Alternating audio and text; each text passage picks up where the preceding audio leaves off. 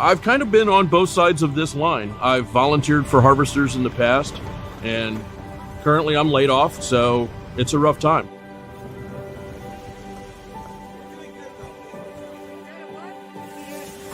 We have a lot of joy in serving our neighbors who are facing hunger, and we want to show them love and that they're not alone. So we're providing food, but our goal is really to provide encouragement and hope at the same time.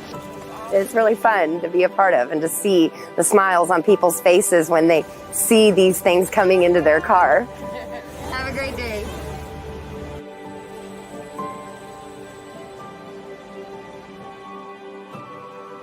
At GEHA, during times of crisis, we routinely adapt to put our resources where they're needed most. That's why we're so proud to partner with harvesters and shift our giving efforts at a time when the community needs us the most.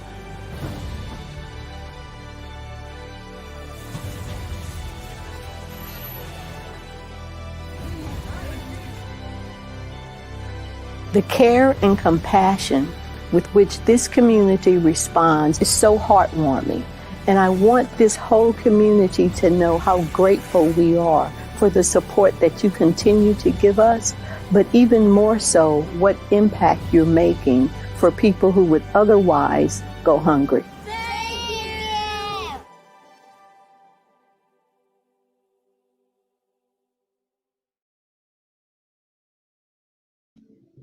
Hello, and welcome to AARP KC Presents. Today, AARP in Kansas City will be talking to Caitlin Wild from Harvesters Community Food Network, a food bank that serves the Kansas City Metro and beyond. Thank you so much for joining us today, Caitlin. Thank you for having me. So glad to be here. Well, we're really happy to have someone from Harvesters with us today because AARP Kansas City wants to connect Kansas Cityans to resources and services that they need, whether it's how to protect yourself from frauds and scams, resources for caregivers, or maybe a little extra help during the pandemic. And that's where Harvesters comes in. They are a food bank for the Kansas City area and have a unique perspective on what it means to be food insecure and how to help people in need. Now, Caitlin, I know most of us have a general idea, or we think we do, about how Harvesters works and what it does, but could you kind of give us an overview that explains it a little bit more? Of course. I always like to start with Harvester's mission, which is to feed hungry people today so we can work to end hunger tomorrow. So we are a regional food bank serving a 26 county service area, which includes northwestern Missouri and northeastern Kansas. We provide food and household related products to more than 760 nonprofit agencies across those counties. And that could include things like emergency food pantries, church food pantries, community kitchens, homeless shelters, and even like children's homes and other organizations. We also offer educational programs, which can increase community awareness of hunger, as well as teach about good nutrition and good, healthy eating habits. We have two facilities, actually, one in Kansas City, which is considered our main facility, Missouri, and then one in Topeka, Kansas. We are also a member of Feeding America, which is a nationwide network of over 200 food banks. And we are all, some people don't know this, I just learned it when I joined this year. We're a regional disaster relief staging area. So we're prepared to distribute food, water, and cleaning supplies to disaster sites on short notice. So most recently with like Hurricane Laura, for example. Okay, so we said food bank. I said it, you said it. But what's the difference between a food bank and a food pantry? That is a great question, one I learned recently as well. So as a food bank, you don't come to Harvesters to get food for yourself or for your family. Instead, we work with this amazing network of so many different organizations. So like I mentioned, around 760. And what they do is we house the food. We're able to kind of get it from all these different sources, like locally, grocery stores, wholesale, other food banks, even Feeding America, and through amazing virtual food drives like the one AARP is doing, and real food drives, with our actual food getting delivered to the warehouse.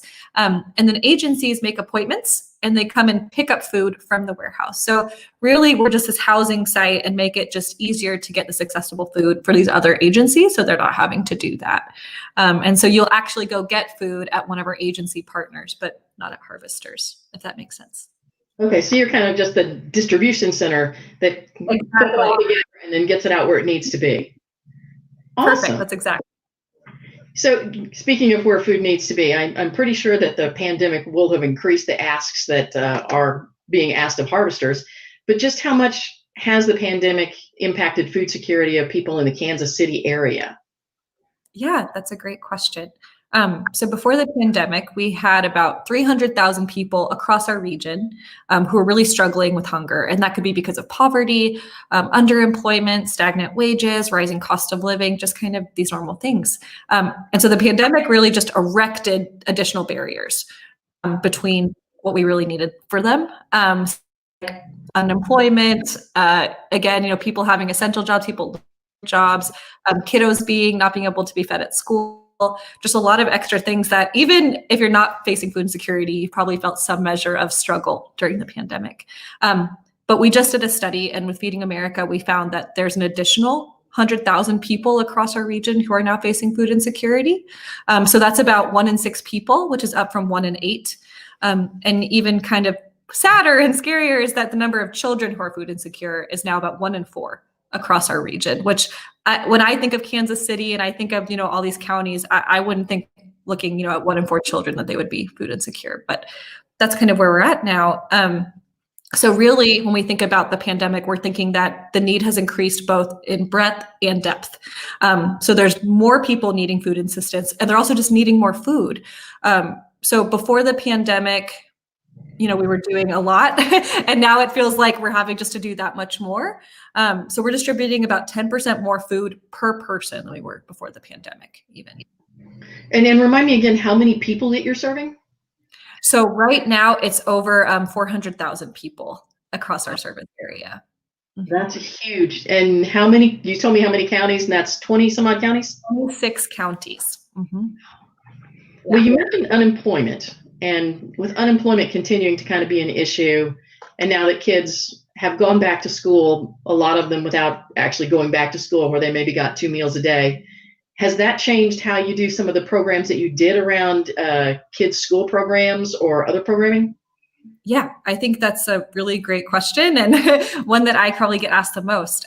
I think when people think of harvesters, a lot of times they think of our back snack program, which is how we feed kiddos during the year. 19,000 students were a part of that program last year. So right now, with all of the changes in the school districts, we're kind of at the mercy of that as well. So we've been working with school districts to get as many back snacks out as we can. So some can distribute these along grab-and-go meals. Some are delivering them directly to students with students home or with the help of a school bus route. And we're also working to help these families locate one of these agency partners. So whether through these outlets, they can hopefully get enough food to kind of make up for that. There's also government programs that are enacted to help get families to where they need to be. So we are, one of our services I don't think people know about as much as our SNAP outreach. So you can call Harvesters and we will help you see if you qualify for SNAP, and then help you assist with filling out the application. So I feel like we're taking a multifaceted approach, basically, of how do we get people food as fast as they can, efficiently, and kind of get them set up until we can kind of get through what the next few months or even the next few years are going to bring. With other areas besides feeding kiddos, with many of our agencies, we've adopted a mobile distribution model or a drive-through model. So that way people can safely come up to the agency. Instead of maybe going in to get their food, it'll be brought out and put in their trunk or in the back of the car, so that we don't have to interact necessarily and can say that 6 feet away. And so most of our agencies have switched to that model, if it's possible. Yeah, I think we saw a little bit of that in the video at the very beginning. Yeah, exactly. Now, you mentioned SNAP, and because I work with grandparents raising grandchildren sometimes, I know what SNAP is. Could you explain a little bit more about what SNAP is and how it works? Yeah, of course. So SNAP, or the Supplemental Nutrition Assistance Program, is previously referred to as food stamps, for example. It's one of the most cost-effective ways for our country to feed people, actually. And it allows families more choice, so they can get the food that they need and want and is culturally appropriate as well. And additionally, for every meal that a food bank can provide, SNAP actually helps provide 9 meals. So it is an amazing impact, not only for our economy, but, just personally for our families. And actually within SNAP and the pandemic, the requirements have loosened a bit. So we're able to get more families and more individuals. And like you said, maybe even atypical families, like, grandparents raising kids and things like that, signed up and for an increase. And we're also advocating for an increase in the benefits while people are just getting back on their feet. And I meant to say too, with unemployment right now, we're finding that for every percentage that unemployment goes up, food insecurity in that same area goes up by 0.5%. So, when I think of those numbers, I immediately think of that as well. But yeah, it's a great program, and we're advocates for it. We want the benefits increased. We want as many people who are eligible to be signed up for it, because it really just helps, get families what they need. Absolutely. Yeah. One of the things that I always say when I talk to groups of grandparents who are raising grandchildren because you said there's a stigma about, accepting those kind of benefits around SNAP, which used to be called food stamps. We talk about you worked your whole life as a grandparent, you raised your kids, now you're raising your grandkids. You've put money into the system. If you put money into a bank, you wouldn't expect not to take the money back out of the bank. And this is the same sort of thing. Is that what that benefit is for? You've paid into it with, some of the taxes and things that you paid. So you should absolutely draw on it. Yes, I completely agree. Well, sorry, that was my little soapbox there, because I really feel strongly about that, particularly grandparents who are raising grandchildren. So I'll go back to the food thing now, because I know people understand giving food to harvesters, and a lot of people do that through their churches or at a collection barrel in a grocery store or at a business or something, and that really connects people to the cause, because they feel, I picked out this peanut butter because I know people really need it. But I think Harvesters has a lot of buying power with the money that gets donated, and it goes a much longer way. Can you talk about how Harvester stretches a dollar a little bit? Yes, of course. I agree. I think food donations are so powerful. And I will say during the pandemic, it was kind of a change for us, because we really weren't able to accept those kind of local food donations. And a lot of places weren't able to put on those food drives. And so when I talk to people, I always like to share that $1 helps us provide about 3 meals. So really, if you want to even humanize that even more, which my goal is always to humanize the work we do, because we're all humans, is that you're helping to provide food for somebody for a whole day. And that's huge. So when I think personally about AARP Kansas and AARP Missouri's generous donation this year, I mean, you all helped us to provide 60,000 meals.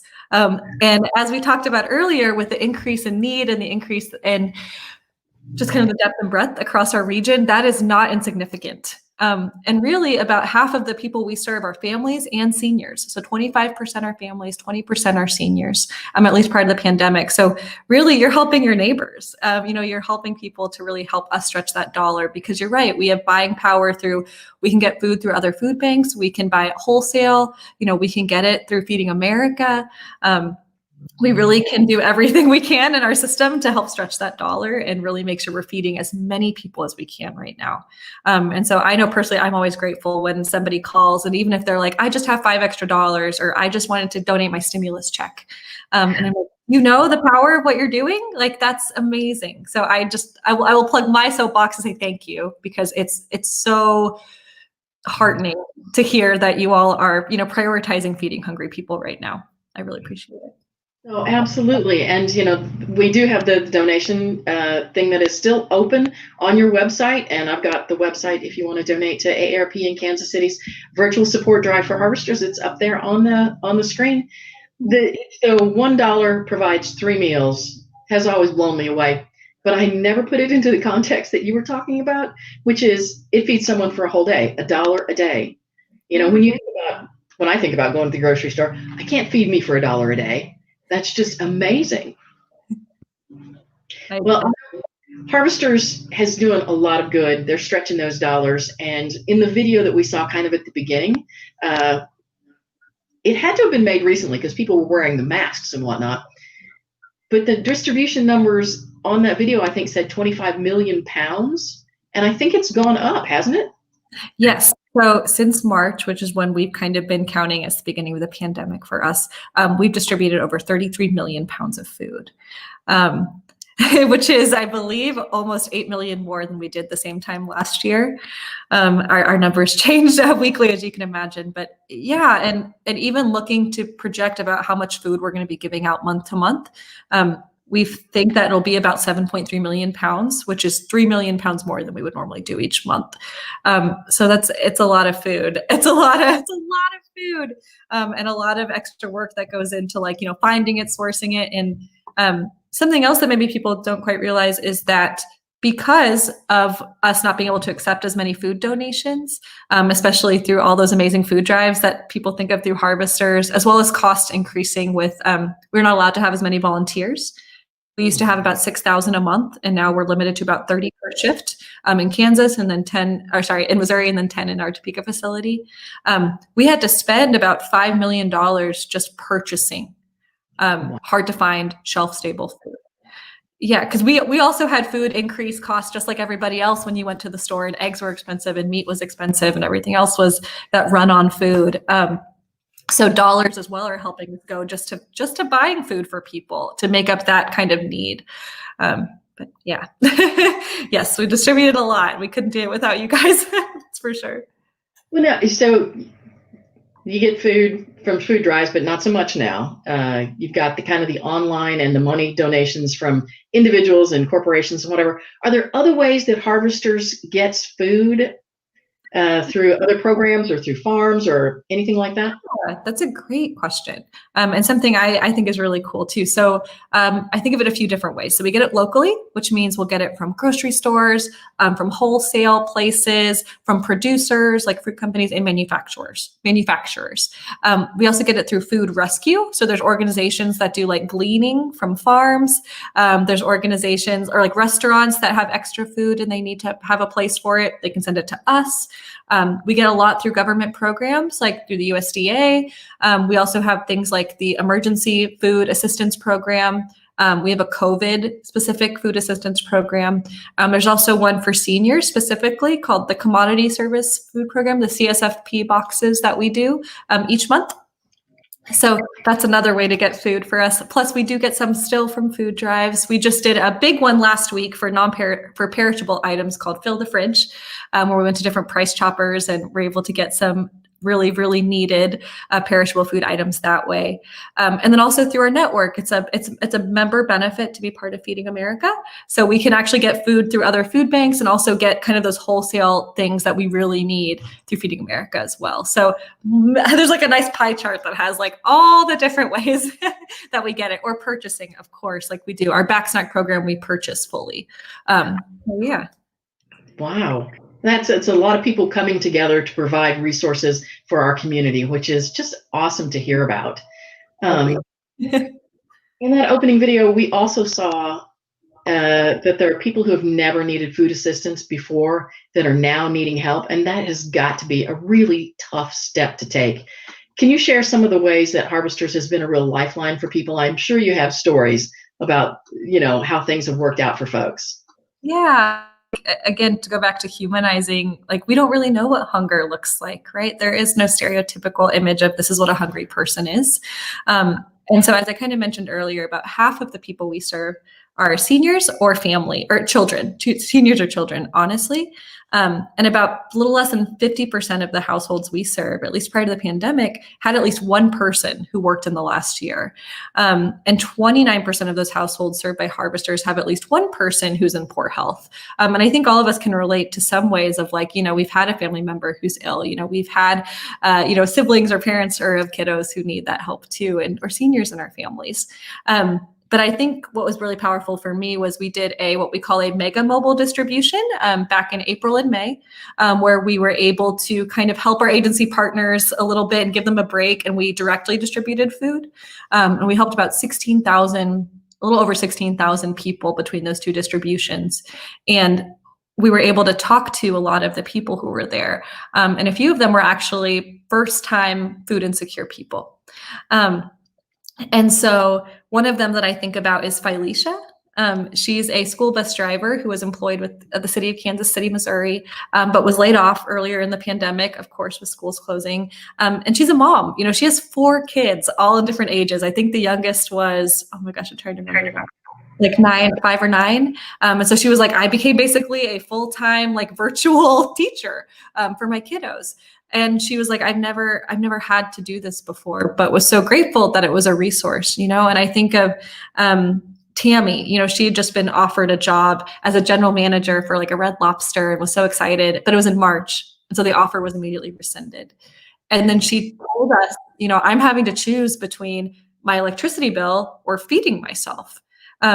Choices that are really difficult. I mean, how do you measure what that is? And so just being able to be there for someone and give them the dignity of everyone deserves to have food. Like everyone deserves to not feel that pang of hunger or having to choose between so many of those difficult decisions. I mean, a statistic I think about a lot when I started at Harvesters was that we knew prior to the pandemic, at least, that 60% of Harvesters senior clients were having to choose between buying food or medicine. That's an impossible choice. And so I think what we really want to offer people during the pandemic is if this is your first time being food insecure, or you're missing meals because of your job or because of school or because of so many other factors, that you have a right to this. And we want to do everything we can. And donations like yours are what helps us feed people, like Felicia, like Tammy, like so many of the people that are coming here with kids or with like friends or whatever they need. So I appreciate you asking, because I think it's sometimes hard to even take like, what does 33 million pounds of food look like? What does meals for someone look like? And it's like, no, these are real people in your cities. You might even know some of them. You might even be somebody who's had it. I know I've had to be in a situation like that. And it's just so nice when you know that there's resources for you, and that you're not alone in this too. So I think you give people a lot of hope. Food gives people hope, I think. Absolutely. You think about a lot of the folks whose jobs have been taken away or cut back or put on hiatus or whatever. Yeah. And that doesn't stop their bills from coming in. It doesn't stop their kids from needing, to be fed or other things. And asking for that help for food is a hard choice to make. But do you find that people are struggling with more than food? And do you direct people to some of those things? That's a great question. So Harvesters tries to be a resource as best we can. So when people can call in, they can also go to the website that I believe is right below there. And you can look for these different agency partners that we have. I always say that Harvesters just knows the best people in the business. So if you call us, you can find many agencies, and we can even put in your zip code. We'll find what's close to you. We can let you know resources for you. But yeah, I think everyone's finding it's not just food, right? There's always going to be something like a hard choice, whether that's the utility bills or it's medicine or it's like fees for something else, or, it's getting the car fixed. I remember I had to choose between like filling my gas tank up when I was in AmeriCorps or, getting some eggs and getting some protein. So yes, we try to offer that. Harvesters also does take donations of household products. So we're also, I know. So if you ever go to our distribution centers, you'll see that there's things like there's barbecue coals, there's feminine products, like there's things that we can help distribute out to our agency partners as well. So we try to refer you to the best that we can, that's close to you and accessible, and that can help you hopefully meet the needs that you have, whatever those are. Well, you mentioned that I have the website on screen, which I do, and this is to go to the tool that shows you where to put in your zip code and how you can get help. But are there other places that people can go to get help? Because you talk about your distribution centers. Is that like a food pantry? So our distribution center that's what I mean by our warehouse. So you're always welcome to come to Harvesters if you ever would like to volunteer or have somebody who would like to volunteer. And we can help you if you come in person, and we can try to look up these places. But you can also call us. I believe there's a phone number on that website, because I know not everybody wants to try to navigate all of that. So you're always welcome to call, and you'll get connected with a real person, maybe me or another one of my colleagues who will be able to help you figure out where you need to go. But yeah, there's a lot of great resources across all those counties. And so I hope we can connect with everything you need, or if there's something you need. Yeah, this is my fault, and I totally apologize. I don't have your phone number to put up on the screen. Can you just give that kind of slowly so people know where they can call to get the help you're talking about? So the best number you can call is going to be so if you want our general number, we'll connect you to toll free. It'll be 877-353-6639. Okay, if you would give that one more time, because your audio was just a little bit dicey right there. So give it one more time so people Okay, 877-353-6639. Awesome. Thank you so much. And when we finish this, I will put this into the comments so that people will have that as well. But the website, if they go to harvesters.org, they can find the phone number there as if they want help. They don't want to do all the stuff on the computer, right? Awesome. Yes, of course. I have many people that prefer to call. Now, we mentioned most people know about giving food to harvesters through their churches or whatever, and about donating money. But are there other ways that you can help besides, giving to AARP's virtual drive? Yes, I mean, giving funds is a great way to support our work. And as you can see, it goes to a variety of different things. So I always, I appreciate that. And would also recommend giving to the virtual drive. But we also recommend too, if you're interested or able, or you, are part of an organization or a group outside of AARP or have friends, we would love to have volunteers.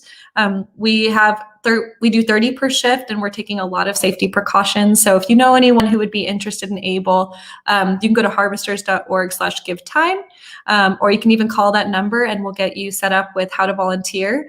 We also offer volunteer opportunities for even some of our agency partners if you'd rather maybe go somewhere else outside of our distribution center.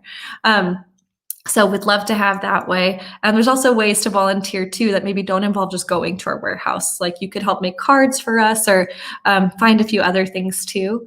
Additionally, we're always looking for people to give their voices. And that can look like sharing what you learned on the call today with somebody who maybe didn't know about our STEP program, or maybe doesn't know that food insecurity is such an issue still for so many people.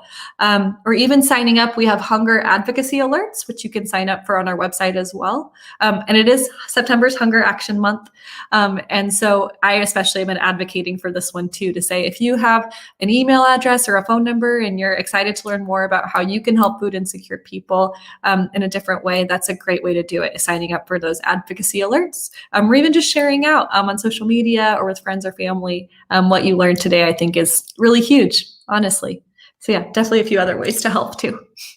You talked about advocacy. Tell me what advocating for hunger relief is. What does that look like? Yeah, so that can be a few different things.